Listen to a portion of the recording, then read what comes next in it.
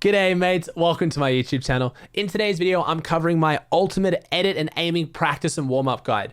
This is for all you guys who always ask me, how do I improve my mechanics? This is the stuff that you need to work on. It's not a long routine. I'm gonna keep it nice and short. I wanna be as effective as possible for your time, but I guarantee if you can follow this and do it every day, you will become an absolute monster at Fortnite and you'll win so many more fights. You might not be the fanciest guy out there. You might not be hitting those absolutely ridiculous creative free builds, but you will be slaying out and placing in tournaments. And in my opinion, that's what really matters. So I really hope you enjoyed today's video. If you do, please chuck a like on it. Please let me know in the comment section down below. Is there any maps that you use? Is there any routines you use that I forgot that you think are awesome? And yeah, if you haven't already, please consider subscribing to the channel. The support has been unreal. I love you guys so much. We've over doubled our subscribers in 2 weeks. I can't say thank you enough. So I really hope you enjoyed this video.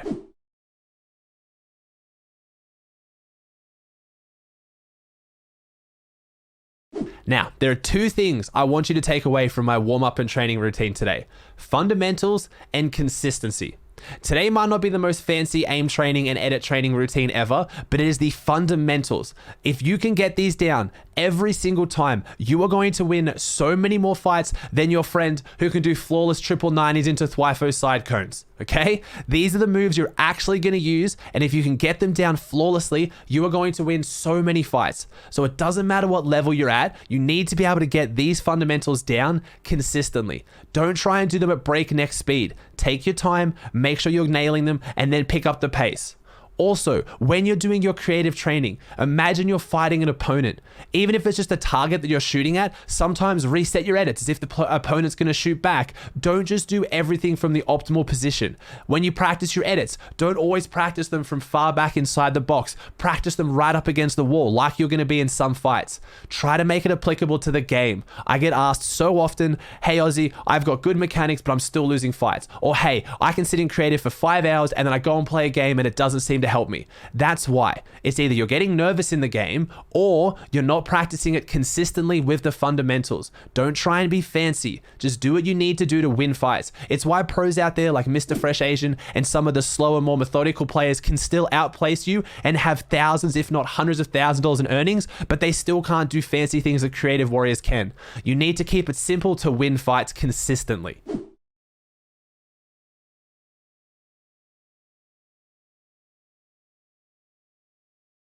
So whenever I'm warming up or I'm practicing on Fortnite, I always start off with aim training. The reason for this is, before I get into editing and building, I want to kind of like warm my hands up, warm my brain up, kind of just get into it. And I find aim training is really, really good for that. For aim training in Fortnite, I know a lot of people use Kovacs and they'll use external aim trainers through Steam and other games. I like to keep it simple for Fortnite. I want you guys who are on console to be able to still aim train. And honestly, for the PC players, I really do think that aim training in Fortnite, where you have bloom and you're using the guns and you have the same view, is a lot better. So for that, I use a map called Skavoks. It's one of my favorite creative maps. It's such a good aim trainer. I'll put the code on the stream, and there's a few routines in here that I'm going to show you. I don't like to do every single thing in Skavoks. You can if you want to, but I want to show you the best of the best for aiming and the most useful. So to start off, I always start off with Tile Frenzy. The reason being is just really, really good to practice your flick aim and just to warm things up. This is where a lot of muscle memory will kick in and you'll start to get faster and faster. But with everything today, I want you to focus on consistency. Try not to go insanely fast, but you're missing every second target. Try to pick up the speed, but make sure you're being very consistent with your shots. Now with Tile Frenzy as well, there's obviously a lot of tiles here. Don't just go for the same 4 and wait for them to refresh over and over again. Try to mix it up. Try and flick a little bit. Try and challenge yourself to make hard shots. Shoot the bottom left one and try and flick as hard as you can to the bottom right. Challenge yourself a little bit. As far as ranges, you can set this to close, medium, or long range. You can do all 3 if you want to practice, but obviously if you're going to just focus on practicing for the most practical part of Fortnite, I'd stick to medium range. It's just that really good range where you're going to be taking these shots more often with your AR.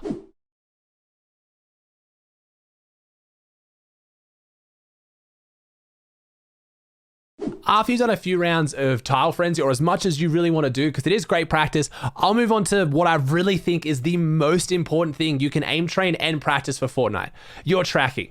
So 2 different types of aiming. You have flick aiming, which is what you just did, flicking to targets, and you have tracking, where you have to try and keep your cursor on something and keep hitting shots as it moves. As you can see, that's going to be very important for Fortnite. Tracking an opponent that doesn't see you, like if you come up over a hill and there's a player running in front of you and they don't know you're there yet, if you can hit 3 headshots in a row, you're either going to kill them or the fight is going to go a lot more in your favor. Tracking is the most important thing when it comes to your aim in Fortnite, especially your mid-range tracking. So to practice that, we're going to do 2 things through Skavoks. We're first going to do horizontal tracking. This is the most important, being able to track a target as it's moving horizontally. Then you're going to move on to vertical tracking, tracking as it goes vertically. This is for when targets hit crash pads, when they hit launch pads, if you break down their builds and they're falling in front of you, just anything vertical movement. So if you're going to pick one of the 2 to practice more, I would definitely work on horizontal tracking. So maybe that one you want to hit close, medium, and long range, especially focusing on that medium and close range. And then when it comes to vertical tracking, maybe don't spend as much time on that. It's up to you, but I definitely find horizontal tracking more important. This is something that if you drill it and you get your horizontal tracking perfect, you will start off so many fights better.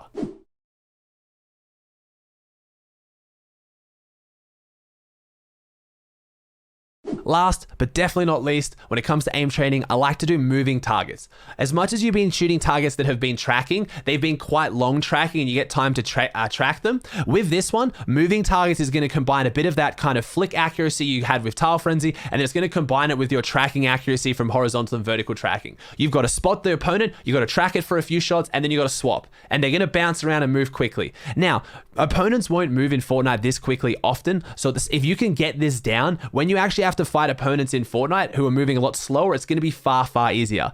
If you can nail shots like this, when people are rotating on crash pads at the moment, when they're peppering, or when they're hitting launch pads at speed, you are going to be a lot better off though. But again, this is just what I do normally at the end. I don't do this for a very long amount of time, especially if I'm feeling good with it. Also, try to aim for those headshots. I know these are big zombies, but really try and get your headshot accuracy down. Don't just take the easy shots going for the body, but again, start slow and work up consistently. Don't just try and flick super fast and shoot each of the targets once and kind of then pull off them. Try and track the same target and take it out every single time consistently.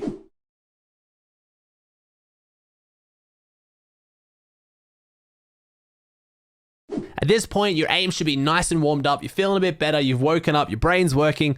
Now we're going to move into edit practicing. And there's 2 main maps I use from this, both made by Raider. So Raider is one of the best editors in the game. He makes phenomenal maps. I like to use his original Raider edit practice map to warm up a little bit, and then I jump into his Raider edit practice map number 2 because it has some more kind of actual box fighting mechanics. But always start off with the first one just to warm up your edits and get consistent. Again, let's not jump straight into the fancy stuff. Let's start off nice and basic with the most fundamental edits you're going to need. Because I mean, I've watched pros at the very highest level in $10,000 tournaments lose the money because they choke a simple cone edit or a simple wall edit. Let's start off slow, get consistent, and then let's work on the fun stuff. Trust me, go through the basics.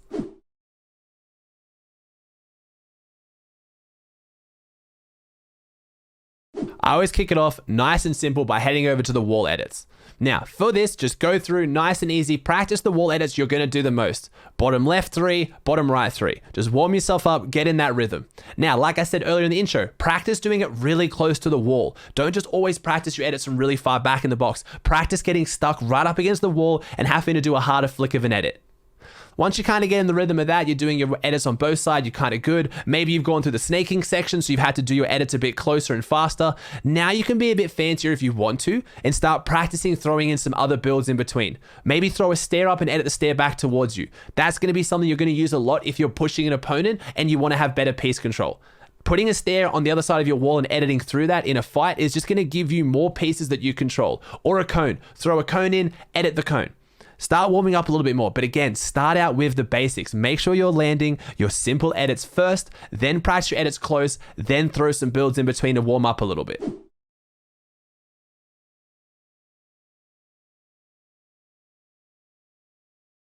Now, swing on over to the already edited walls and do the same thing. Just practice having to reset the wall edit before editing it again.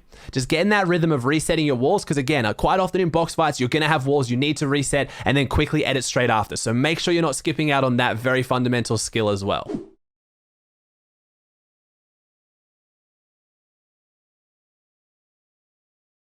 We've worked on a lot of our horizontal editing now. Let's start working on some verticality. So head on over to the floor and the cones, practice just hitting your regular floor and cone edits, go through the whole thing, make sure you're nice and consistent with it, hit your floor cone edits, and then step it up a notch. Head over to the floor, cone, and wall edits. Again, another one you're gonna need to know if you're fighting players vertically, because you're gonna want to have that piece control. You want the floor, you want the cone, you want the wall, you need to be able to edit them quickly. But right now, just practice out doing it without placing builds in between. Just have the builds already there. That's why edit maps are so great. If at any point you want to start making these edits a little bit harder, maybe they're a bit basic for you, start practicing on the easier routines, but put your own builds in between. Maybe go back over to the floor and cones, but then have a wall. So do floor, cone, place your own wall, then edit the wall. Or maybe go over to the builds where it's just a floor and then put your own cone in the wall. The more you can build up, trying to get your builds in between of your edits, that's how you get even better. Start out with the builds already there, then work your way up at placing the builds and editing them until you can go into a free map on your own and you can hit flawless floor, cone, wall edits with you building all the pieces in between.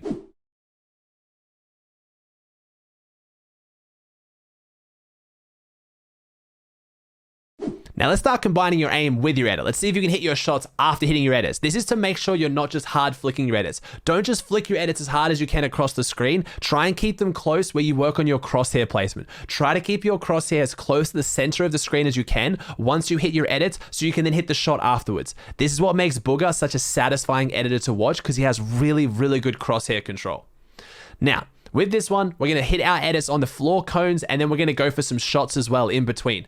Floor cone shot, practice hitting those shots after your edit and then same as before, you guessed it, hit the floor cone wall shots. You'll notice there's a lot of other edits around here, which is like cone into cone floor. I don't think they're necessary. I think these are the most essential ones you're gonna need. Don't worry about those, just stick to your floor cones and floor cone wall shots.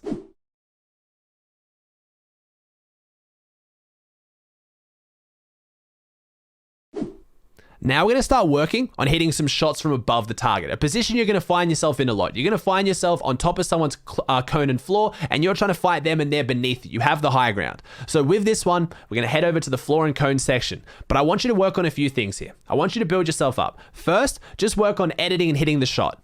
Then start building yourself up to replacing some of the builds. They're already yours, but you'll notice they're low health. Hit them once, replace the build, then try and hit your shots. Then work on replacing them with your shotgun, so you're not just pickaxe replacing them.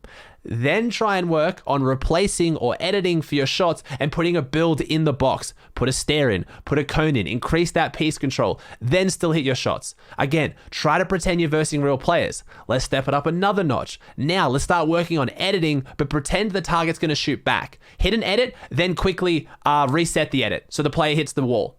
Then open up and go for the shot. Take it another step further. Now you want to take the builds, open the builds, reset the builds, and then build a wall to protect you, and then edit that. Play around with it. Try and practice as if you're versing a real opponent. Don't just hit this super fast and super easy. Make it like a real opponent. Move around. Try to come from different angles. Your edit practice, you always need to pretend you're versing real opponents. Otherwise, you get stuck into this weird muscle memory of everyone standing still, and you're always standing in the perfect position. It's not going to play like that. Try to mix it up a little bit, but again, ramp it up as you get more comfortable and try to stay consistent. If you get stuck on one stage, maybe you're not as fast at replacing the builds as if you're just editing them. Work on replacing for a little bit. Reset the map, come back in and practice that same routine again. Work on the things you need to and build it up to the next level. Don't just try to go all out straight away.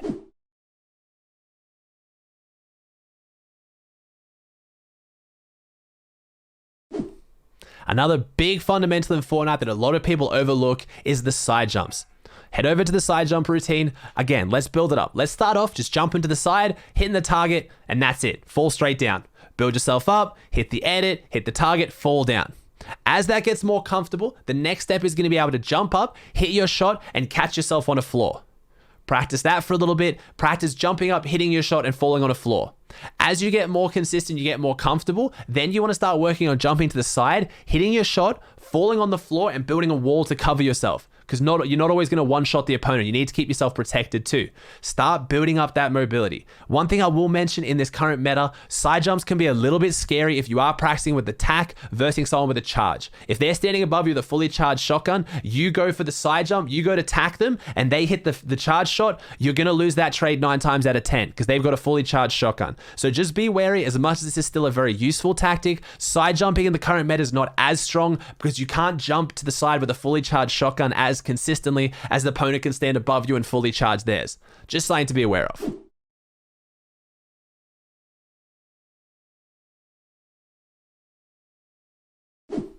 Now, I know you more experienced comp Fortnite players have been waiting for this one, the Mongraal Classic. Obviously, you have to practice it here. Now, Raiders map has a really good Mongraal Classic section as well, but I find it a bit too short. You kind of just drop down and you have to take the wall. I would much prefer practicing on the Skavoks map. If you want to give that a go, you can head back out to the Skavoks map. It's my favorite because there's a lot of builds in between. You have to edit a few builds, and then you have to play some of your own builds if you really want to practice, and then you have to take the wall. In case you're not sure what the Mongraal Classic is, it's basically taking your opponent's wall. So even though you already have the wall, or depending on the map, sometimes you can't edit it, take the wall, then edit the wall, put a stair in, and then edit the stair back so you can take a shot. That's the Mongraal Classic. Now, again, to speed things up as you get better, try to work on it consistently, but start changing up how you take the wall. Try and take the wall with your tack. Try to take the wall with your pickaxe. Just change it up a little bit. Try and put some edits in between when you're building up to the wall so you're not just running at a wall straight up. You can even practice doing some cone places in here if you want to as well, just to kind of change it up a little bit. But that's the main thing. You're practicing taking the wall, getting a build in, and editing the build. Now, one thing worth noting here. The fastest way to do this without the delay is to hit the whole sequence and then pull out your shotgun. Sometimes if you're pulling out your shotgun before you hit the last edit, it can add a little bit of input delay. Same as switching to your pickaxes in between. I had really bad muscle memory where I'd keep pulling out my pickaxe in between every edit. And on the Mongraal Classic, you need to try and avoid that as much as possible.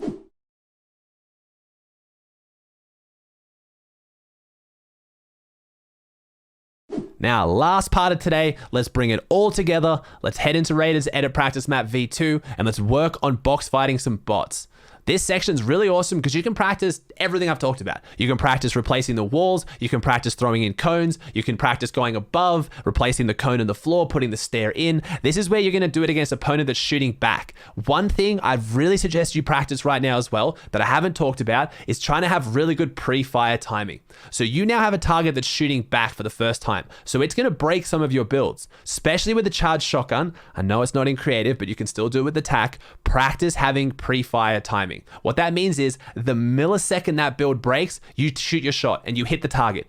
It's what Mitro is so well known for. Pre-firing is huge, especially with a charged shotgun. If you can time it to perfection right as that wall breaks and they were maybe going to place up their own wall and you hit a heavy shot on them, you're going to turn the fight, if not take them out. Pre-firing is massive and this is your chance to do it because you got a bot that's shooting quite aggressively at you. These bots will not stop shooting until they break your builds. But again, that's what I like about this. You have two different health bots, by the way, guys. The one on the left is going to have full health. It's going to have 200. The one on the right has 100. So you can practice on the lower health bot, but I like practicing on the full health bot because it makes me react as if I'm versing a psycho player who's trying to like shoot at me quickly. So I have to take walls, replace, and do things quickly. Try and work on your right hand peaks as well. Pretend you're fighting a real opponent. This bot's shooting back. Try to not take too much damage and try to go for right hand peaks. Don't just edit straight into them for no reason.